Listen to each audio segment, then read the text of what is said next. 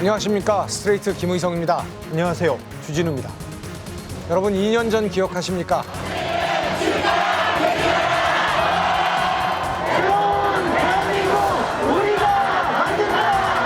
국정농단 사건으로 온 국민이 분노하며 촛불을 들었고 오랜 특검 수사 끝에 그 국정농단의 주역들을 구속하고 지금까지 재판을 이어오고 있습니다.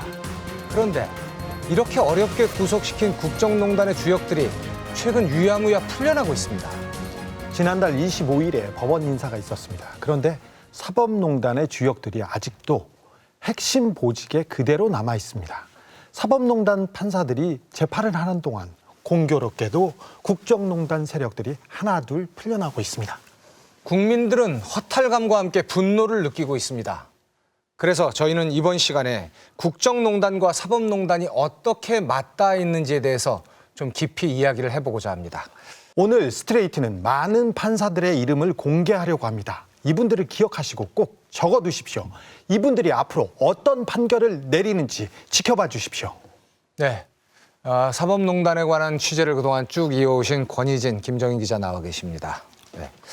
먼저 국정농단 재판에 대한 얘기부터 시작해볼까요? 네, 그야말로 어렵게 수사해서 기소한 국정농단의 핵심 인물들이 줄줄이 풀려나고 있죠. 누가 지금 풀려나고 있고 누가 이들을 풀어주고 있는지를 정리했습니다. 박근혜 정부 국정농단의 핵심 인물 우병우 전 수석 구속기한 만료 석방. 탄핵 반대 폭력 집회를 주도해 구속된 정광용 박사모 대표 집행유예 석방. 우병우 수석과 함께 불법 사찰 혐의로 기소된 최윤수 전 국정원 2차장. 우수석이 풀려난 날 집행유예 선고.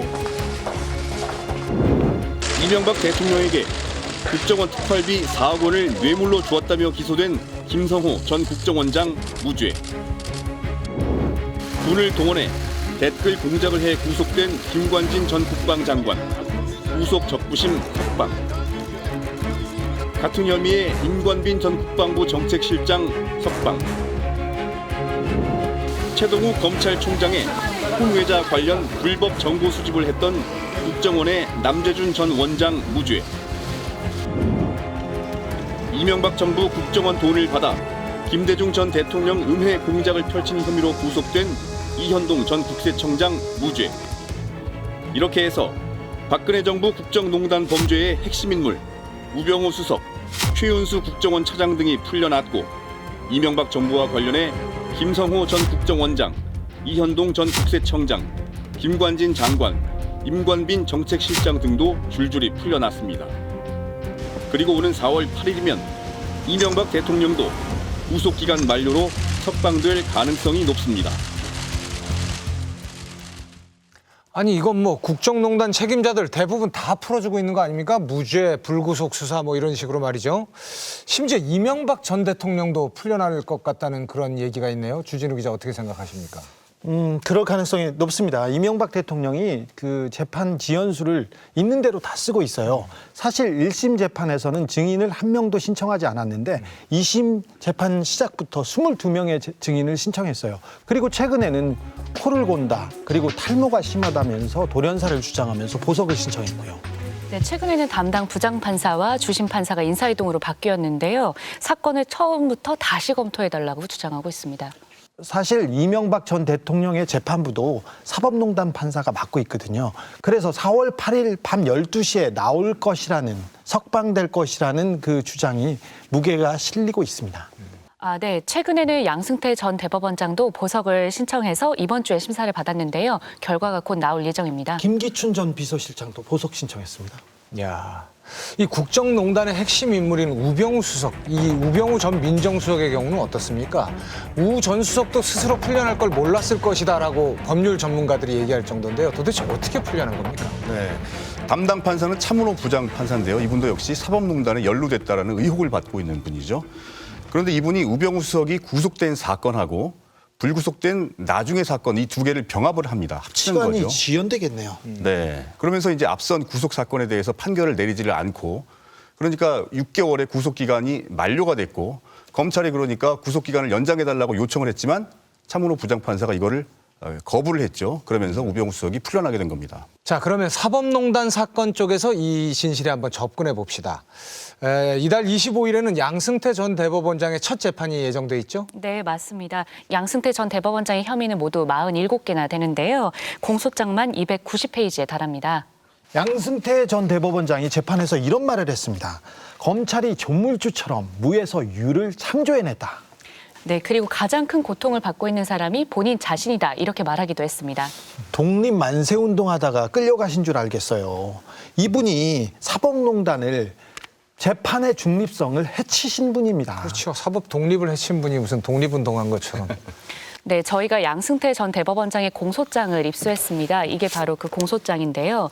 네, 이 공소장을 봤더니 무에서 유가 아니라 오히려 그간 알려지지 않았던 사법농단의 새로운 형태들이 속속 드러나기 시작했습니다. 양승태 대법원장의 재판 개입 기술을 정리해봤습니다. 지난달 26일 저희 취재진은 한 판사를 만나기 위해 새벽부터 기다렸습니다. 정인 기자입니다. 안녕하세요. 드디어 만난 임성근 부장판사. 판사로서 적절한 행동이었다고 생각하십니까? 3시간이나 기다리며 그를 만나려고 했던 건 그가 양승태 대법원이 사랑한 수석 부장판사였기 때문입니다.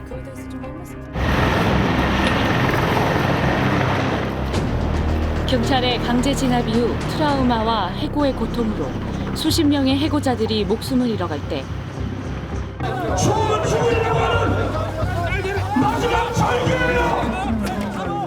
경찰은 대한문 앞 분향소를 철거하고 집회를 방해했습니다.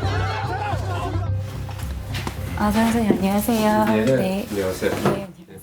그런 경찰에게 집회의 자유를 보장하라며 같이 검찰청에 가자고 잡아끌다가 벌금형을 선고받은 이덕우 변호사. 그런데 뒤늦게 판결문에 꼭 있어야 할 문장이 사라진 걸 발견했습니다. 그래서 양형 이유에서 이게 문장 자체가 다 빠진 것 같아요. 여기 앞에 이제 문장이 있어야 되는데. 사라진 문장은 무엇이었을까?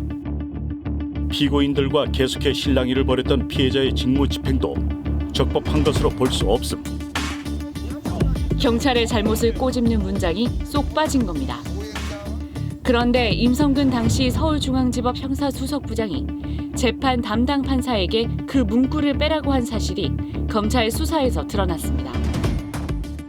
이거는 오히려 BH나 뭐 정부 쪽에 양승태 상고법원 추진하는데 이런 판결을 쓰면은 좋지 않다 이렇게 판단했던 것 같고.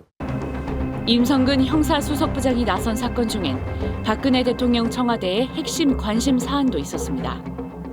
바로 박 대통령 세월호 7시간 의혹 기사를 쓴 가토 다스야 산케이 지국장 재판입니다. 2014년 8월 10일 산케이. 대통령 계셨고 온 일도 없고 만난 일도 없다. 특정 기자의 범죄 행위에 대한 대응, 언론 자유 이름으로 국가 원수 모독은 용납될 수 없다. 사건이 법원에 도착하자 임종원 법원 행정처 차장은 임성근 수석부장에게 은밀히 지시합니다. 재판장이 증거 조사를 진행하다가 가토 타스야가 게재한 기사가 허위라는 점이 확인되면 판결 선고 전이라도 기사의 허위성을 분명히 밝히도록 해주세요. 이는 곧바로 반영됐습니다. 재판부는 카토 지국장의 기사와 달리 대통령과 정윤회 씨가 사고 당일 만났다는 의혹은 합리적인 의심이 없을 정도로 허위임이 증명됐다고 밝혔습니다. 선고가 날 때까지 보고는 수시로 이뤄졌습니다. 재판부가 어떤 판결을 선고하고 판결 이후에 어떤 내용을 설시할 예정인지 알아봐 주세요. 무죄 선고가 불가피하고 재판장이 법리 문제로 고민하고 있습니다. 명예훼손이 인정되지만 비방의 목적을 인정할 수 없어 법리상 부득이하게 무죄 판결을 선고한다는 점을 밝히고 선고 말미에 가토 다스야의 행위가 부적절하다는 점을 다시 한번 강조해 주세요. 심지어 임성근 수석부장은 담당 판사가 쓴 판결문의 초안을 뜯어 고쳤다는 의혹도 받고 있습니다. 공인이라 명예훼손이 성립되지 않는다는 판결문 초안의 문구는 명예훼손은 성립하지만 비방의 목적이 없어 무죄라고 바뀌었습니다. 도대체 왜 바꾼 것일까? 대통령이 피해자라고 해서 명예훼손죄를 함부로 인정해서는 안 된다고 하면 청와대 측에서 서운해할 겁니다. 판사님, 저희 후배 법관들에게 판결문을 수정하거나 삭제하라고 지시하셨는데 그거는 판사로서 적절한 행동이었다고 생각하십니까? 지금 그래서 말씀드릴 수 없으니까요. 이제 판사님, 저 보시면 그 청와대의 그런 요즘을 이제 파악하라고 하셔서 판결문을 수정하라고까지 하셨는데 그거에 대해서 좀 한 말씀 부탁드립니다. 이게 적절한 행동이었다고 보시는지.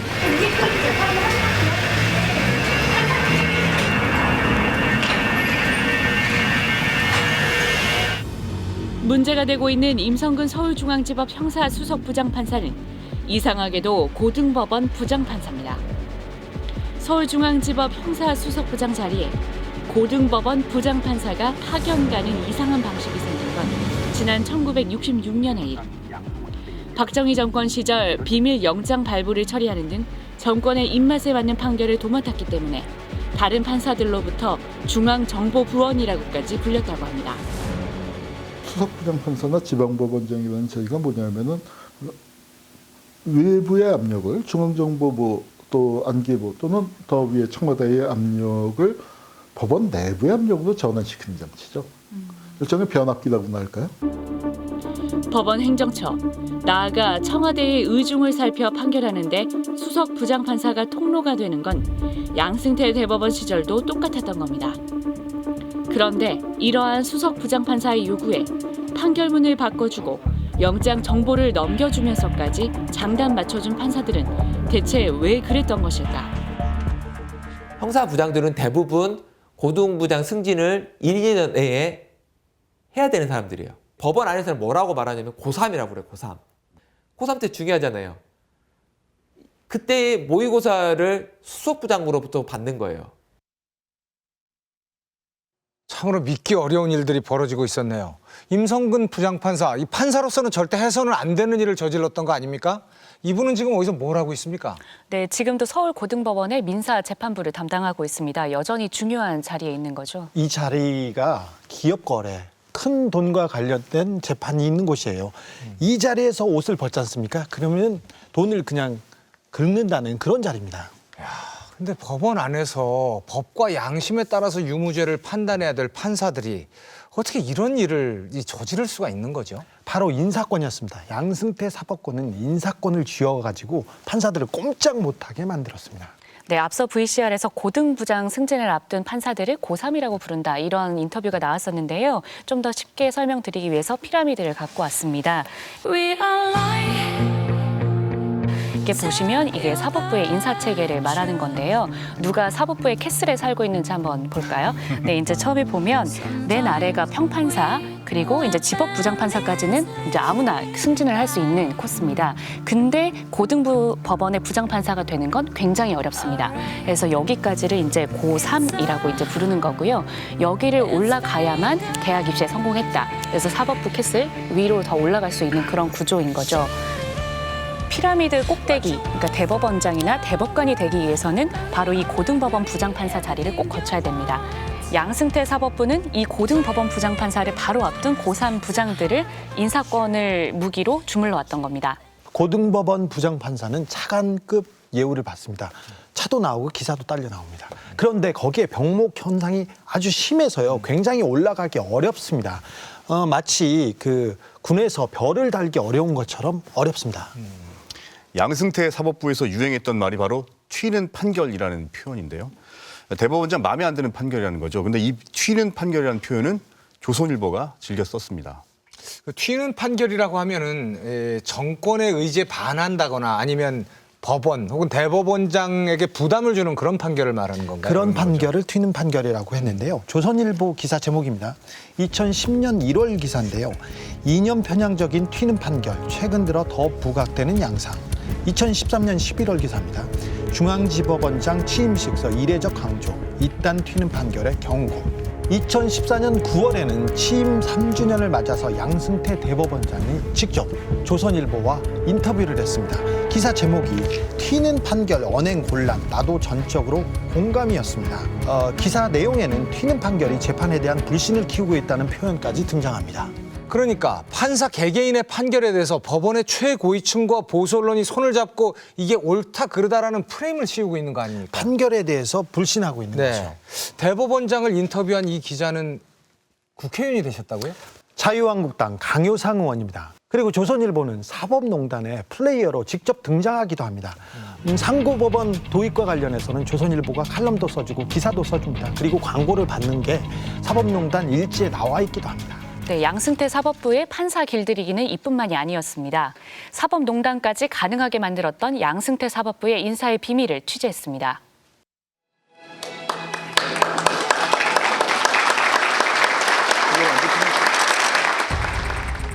양승태 대법원장은 모든 걸 인사로 통제했습니다. 양승태 때 법원장들이 2번 대법원장을 독대하시거든요. 처음에 발령받고 소속 판사들 파악한 다음 양승태를 독대합니다. 이때 주의 기울여야 할 문제 법관이 누구인지 듣는 겁니다. 대법원장에게 신년 인사를 하기 위해 온 법원장들. 이들의 손엔 봉투가 하나씩 들려 있었습니다. 인비, 즉 사법부의 인사 비밀은 과연 무엇이었을까? 세월호 참사가 일어난 지 4개월. 세월호 특별법이 통과가 안 되자 한 판사가 칼럼을 씁니다. 넉 달 전 우리 모두는 한 마음이었다. 아이를 잃은 부모의 마음이었다. 그런데 한낱 원인을 밝히는 방법에 대한 세세한 의견 차이 때문에 아비가 죽어가는 것을 지켜보고만 있다. 드라마 미스 함무라비의 원작자 문유석 판사는 이 칼럼을 썼다는 이유로 블랙리스트에 올랐습니다. 이유는 더 황당합니다. 과도할 정도로 언론의 기고 활동이 많은 연재 중인 소설에서 마치 고등부장 판사가 온갖 비리를 저지르는 전형인 것처럼 묘사해 사법부의 신뢰에 흠집이 가는 상황이 벌어지기도 했음. 이렇게 10여 명의 판사들이 무리를 일으킨 법관으로 관리됐습니다. 어떤 걸 무리로 본 걸까 봤더니 박근혜 당시 대선 후보가 토론회에서 대본을 읽는다는 글을 SNS에 올렸다거나 대학교 학생회장을 했다는 게 이유였습니다. 사법행정권을 갖고 계시는 분들이 바쁘다고 하시면서 하시는 일들이 그게 너무 웃기잖아요. 우리가 저녁 먹으면서 또는 술자리에서 나오는 얘기들 같은 거잖아요. 그런 것들을 보고서에 올려서 사법부가 해야 될 옳은 판단을 하기 위해서 해야 될 것들이 얼마나 많은데 그런 것들을 했다는 것가 좀 안타깝습니다. 이들에 대한 인사 조치를 하나하나 직접 체크하고 지시한 의혹을 받고 있는 건 양승태 전 대법원장입니다. 양승태 원장이 직접 서명하고 결재하고 이런 일이 있으리라고는 생각을 못했죠. 저는 차장인 것 같은데 인사권자의 취지를 더 살리기 위해 더 격오지 법원으로 보내 뭐 이런 표현이 있더라고요. 행정처와 거점 법관들이 찍힌 판사들을 사찰하고 블랙리스트 문건으로 만들어 소속 법원장에게 주면 법원장은 이를 다시 인사에 반영하는 악순환이 계속됐습니다. 인사 평정 때 법관들 평정 결과를 밀봉해서 들고 간다고 합니다. 그래서 법원장들이 평가받는 기분이었다고 하더라고요.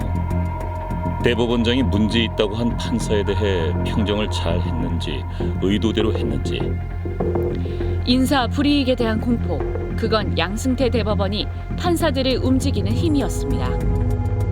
양승태 전 대법원장이 소위 말해서 좋게 표현하면 이제 카리스마가 있었다. 법원에 대한 장악력이 그 어떤 대법원장보다도 뛰어났다. 평판사부터 법원장까지 인사 앞에 무릎을 꿇었습니다. 그런데 스트레이트 취재 결과 비판적인 판사들에게 가혹하게 인사 불이익을 줬던 사법부가 정작 성추행 판사들에겐 관대했던 것으로 드러났습니다. 검찰 관계자는 부장 판사가 배석 판사를 성추행했는데 언론에 나지 않았다면서 불문, 즉 아무 책임도 묻지 않는 걸로 처리했다고 밝혔습니다. 그러니까 그냥 넘어갔다는 겁니다. 성추행은 밝혀지면 법원의 위신이 떨어질 수 있으니까 은밀하게 은폐하고 대법원장의 권한에 도전하는 판사가 있다면 그것은 가만히 놔두면 안 되니까 인사상 불이익 조치를 주고 이렇게 인사권이 행사된 건 굉장히 심각한 문제예요. 아니 법원 내부에 대한 비판이 성추행보다 더 나쁜 일입니까? 도대체 법원의 판단 기준은 무엇이고 우리의 상식과 얼마나 멀리 떨어져 있는 겁니까? 그리고 독립된 재판을 해야 하는 판사 개개인들이 이렇게까지 조직 논리에 종속되어 있다는 게 뭐랄까요? 참 씁쓸한 일입니다. 네, 행정처에 있던 한 판사는 헌재 소장에 대한 비난 기사 초안을 써보라는 황당한 지시를 받았습니다. 근데 처음에 기사 소스는 제공할 수 있지만 내가 어떻게 기사를 쓰느냐 이렇게 이제 반발을 했는데 임종원 행정처 차장이 내가 인사권자다. 얼른 써봐라. 이렇게 해서 결국 기사 초안을 직접 썼다고 합니다. 지금 그 기사는 아직도 인터넷에 버젓이 올라가 있습니다. 그러니까 그 기사에 등장하는 대형 로펌의 변호사, 서초동 변호사 다 가짜입니다. 지어낸 겁니다. 다 가짜로 했단 말이죠. 그렇습니다. 판사가 사이비 기자 노릇을 했습니다. 가짜 기사를 직접 만들었습니다. 판사님께서, 우리 판사님께서. 그런데 그 판사는 인사권으로 협박을 받았고 그 협박으로 인해서 그 가짜 기사를 썼다는 거 아닙니까? 그렇습니다. 참으로 기가 막힌 일입니다. 네, 스트레이트넷 사법농단 공소장에 등장한 가담 판사 103명의 과거 이력을 언론사 최초로 전수조사했습니다. 이거 스트레이트만 한 겁니다. 네, 양승태 전 원장이 강조한 소통 방식이죠. 윗선의 지시가 아래 판사들에게 얼마나 조직적으로 일사불란하게 전달됐었는지 한눈에 확인할 수 있었습니다.